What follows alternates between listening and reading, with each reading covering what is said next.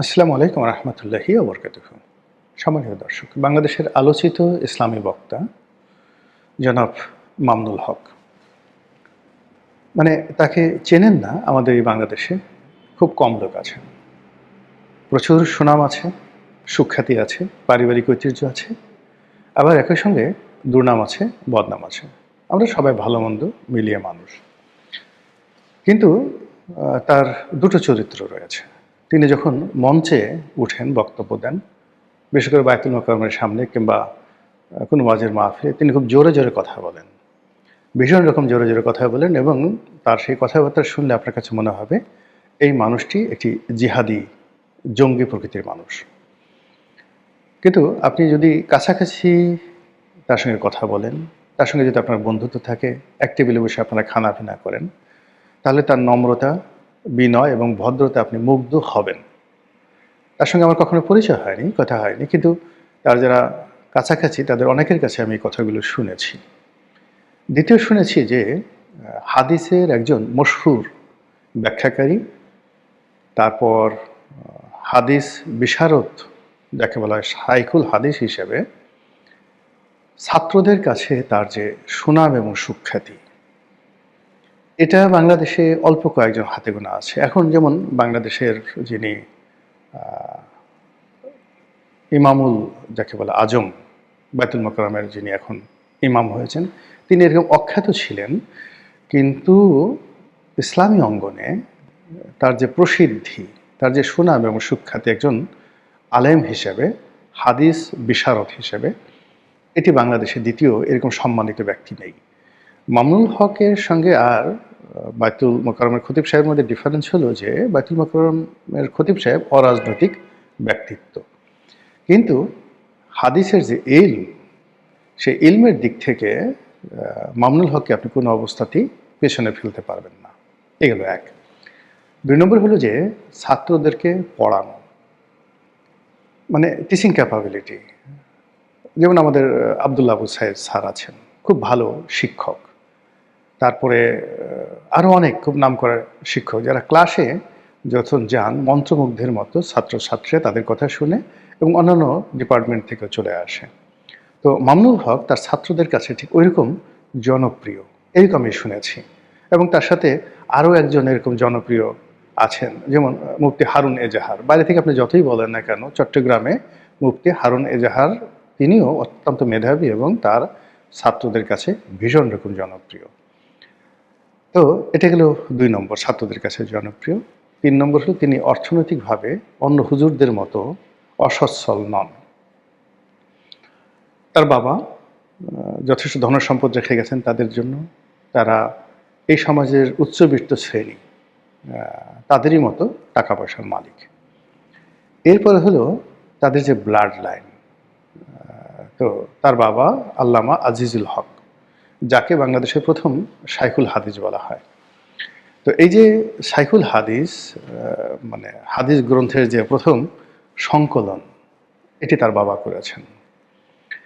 এবং তিনি বাংলাদেশে যে কয়জন প্রবীণ রাজনীতিবিদ রয়েছেন যারা ইসলামিস্ট হওয়া সত্ত্বেও রাজনীতিতে এসেছেন, যেমন মাওলানা আব্দুর রশিদ তর্কবাগীশ, শাইখুল হাদিস আল্লামা আজিজুল হক মামুনুল হকের বাবা, তারপরে হাফিজি হুজুর সাহেব ছিলেন।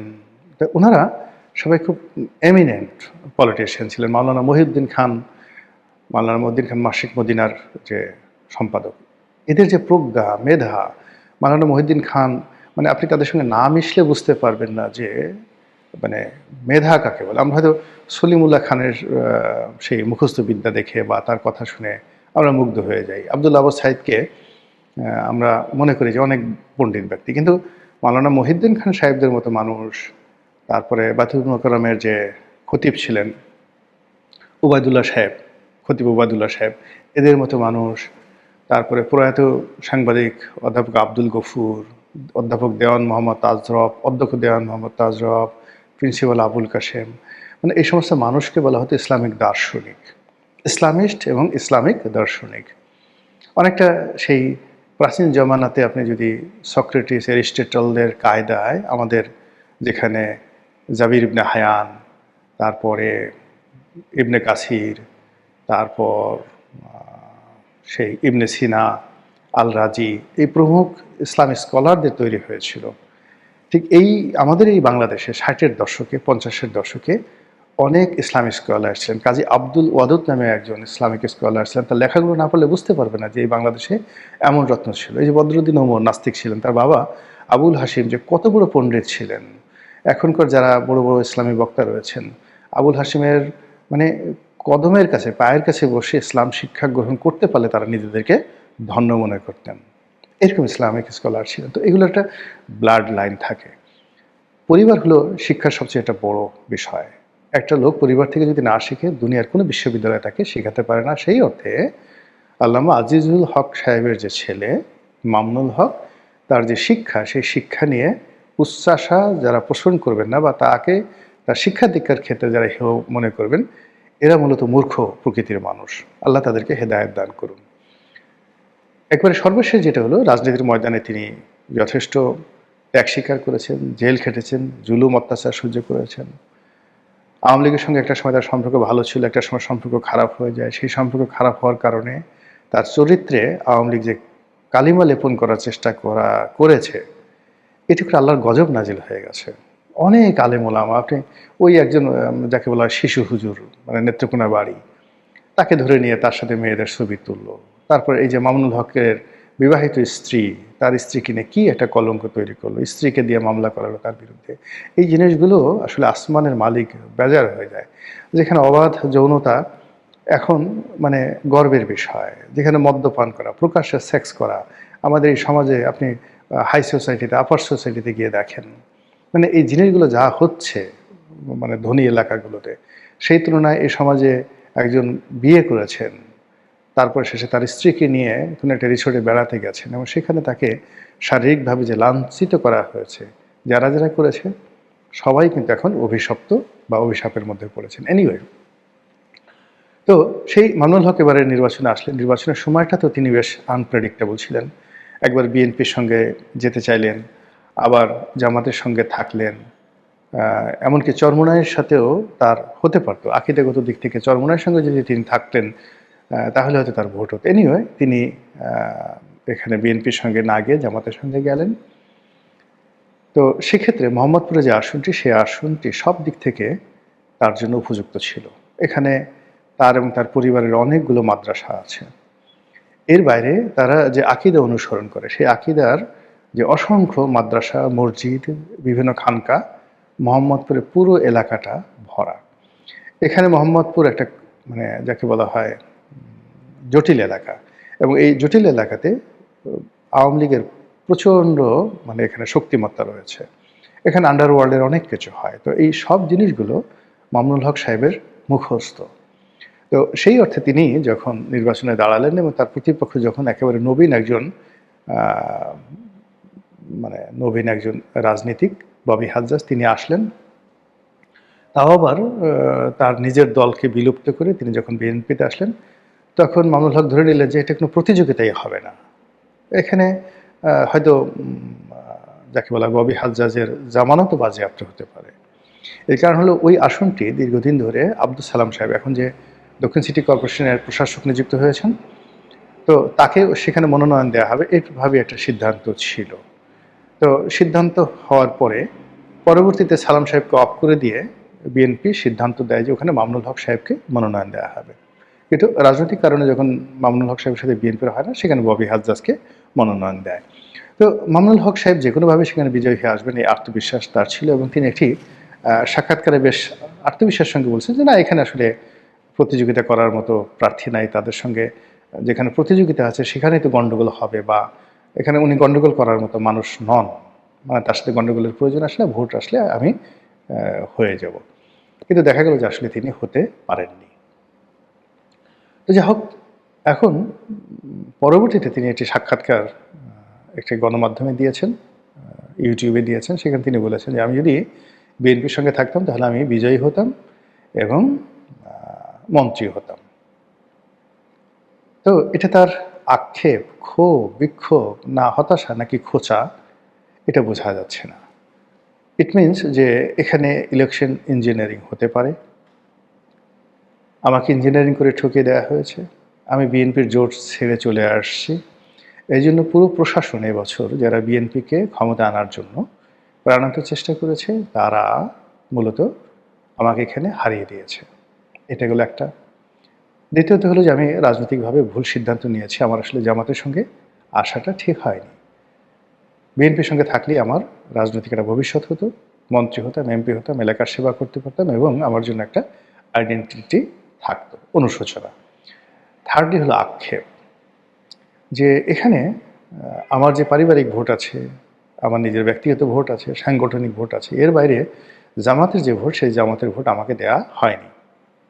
আমার সঙ্গে জামাত প্রতারণা করেছে, বেইমানি করেছে, এরকমও ইন্ডিকেশন থাকতে পারে। এর কারণ হলো মামুনুল হক যদি পার্লামেন্টে থাকতেন, তাহলে তার যে বাগ্মিতা, তার যে উচ্চতা, সেখানে আসলে জামাতের আমির শফিক সাহেবকে কোনো নেতাই মনে হতো না। ডাক্তার আবদুল্লাহ তাহের যিনি আছেন, তাকে কোনো নেতাই মনে হতো না। নাহিদ যারা এমপি হয়েছেন, আক্তার যারা এমপি হয়েছেন, হাসনাত আবদুল্লাহ হয়েছেন, এই তরুণরা সবাই মামুনুল হক করত যদি তিনি এমপি হয়ে যেতেন। এবং সেক্ষেত্রে ডেপুটি লিডার, চিফ হুইপ, অন্য যে পদগুলো আছে, এটা মামুনুল সাহেবকে না দিয়ে কোনো উপায় ছিল না। এতে করে এখন জামাত যেভাবে মানে একটা অনুগত 11 দল পেয়েছে, যেখানে তার কর্মকাণ্ডে, তার সিদ্ধান্তে কোনো বাধা তৈরি করবে না, এদের জামাতের বাইরে যাওয়ার সাধ্য নেই, সাধও নেই, যোগ্যতাও নেই এখন যারা আছে। কিন্তু মামুনুল হকের যে কানেক্টিভিটি, তার সঙ্গে ডিজিএফআই কানেকশন ছিল, তার সঙ্গে তারেক রহমান সাহেবের কানেকশন ছিল, শেখ হাসিনার কানেকশন ছিল, তার সঙ্গে বাংলাদেশ ইসলামী অঙ্গনের এমন কোনো জায়গা নেই সেই কানেক্টিভিটি ছিল না। সবার সঙ্গে তিনি দাওয়াত দিলে ইসলামী অঙ্গনের মানে কোনো লোক তার কাছে আসবেন না, আর তিনি কোনো একটা দরবারে যাবেন না, তাকে সম্মান দেখানো হবে না, এরকম ঘটনা আসলে বাংলাদেশে কল্পনাই করা যায় না। তো সেই মানুষটিকে মানে একটা মানে জামাতের মধ্যে নেওয়া মানেই জামাতের যে মানে নিজস্ব যে বলয় আছে, সেই বলয়ে তাদের যে আধিপত্য, সেই আধিপত্যটা অন্যের হাতে তুলে দেওয়া। এখন এবার কিন্তু তারেক রহমান সাহেব ঠিক সেম কাজটি করেছেন। তিনিও তার দলের মধ্যে তাদেরকে মন্ত্রী বানিয়েছেন, এমপি বানিয়েছেন, মানে যাদের আনুগত্য প্রমাণিত এবং যাদের সঙ্গে জনাব তারেক রহমান সাহেবের চরিত্রের মিল রয়েছে, ক্যারেক্টারিস্টিক্সের মিল রয়েছে। এবং তারেক রহমান সাহেব তাদের চোখের দিকে তাকালে তারা বুঝতে পারেন যে ওরা কি চায়। আর যাদেরকে তারেক রহমান সাহেব ক্ষমতা দিয়েছেন, তারাও তারেক রহমান সাহেবের চোখের দিকে তাকালে বুঝতে পারেন নেতা কি চাচ্ছে, নেতার বডি ল্যাঙ্গুয়েজ কি, নেতার চোখ কি, নেতার রসায়ন কি, এই জিনিসগুলো বুঝতে পারেন। এখন এই বোঝার ফলে কি হলো, কি যোগ্যতা আছে কি নেই ডাজ নট ম্যাটার। কে চরিত্রবান, কে চরিত্রহীন, কে ডাকু মনসুর, কে অলি আল্লাহ, কে গাউস কুতুব, এই সমস্ত চিন্তার ব্যাপার না। রাজনীতি হলো একটা সমীকরণের বিষয়। তো সেই সমীকরণ যেভাবে তারেক রহমান সাহেব মিলিয়েছেন, তার পছন্দের লোক দিয়ে তিনি মানে তার দল সাজিয়েছেন, একইভাবে শেখ হাসিনাও ঠিক সেম কাজটি করতেন, একইভাবে এরশাদ সাহেবও ঠিক সেম কাজটি করতেন, বেগম জিয়াও সেম কাজটি করতেন, বঙ্গবন্ধুও সেম কাজই করেছেন। এটা সবাই করে। তো জামাত কেন অযথা একটা উৎকট, উদ্ভট তাদের দৃষ্টিতে, বা মানে ওভার কোয়ালিফাইড, যাদের মানে সিএস আছে, পর্সা আছে, বিএস আছে, আরএস আছে, খতিয়ান আছে, বাপদাদা 14 গোষ্ঠীর নাম আছে, তো এরকম লোক এনে ঝামেলা বাঁধানোর দরকারটা কি? তো সেই অর্থে যে মামুনুল হক যে খোঁচাটা দিয়েছেন যে আমি আওয়ামী লীগ বিএনপিতে গেলে মন্ত্রী হতাম, এমপিও হতাম, এর মাধ্যমে তিনি তার মনের যে আক্ষেপ, দীর্ঘশ্বাসকে তিনি উস্কে দিয়েছেন। আর এটা যে রাজনৈতিক পরিণতি, এখন রাজনীতির ময়দান ঈদের পর থেকে যে রাজনৈতিক পরিণতি হবে, সেই পরিণতি খুব দ্রুত আপনি দেখতে পারবেন যে নতুন সমীকরণ দাঁড়িয়ে গেছে রাজপথে। সংসদে এক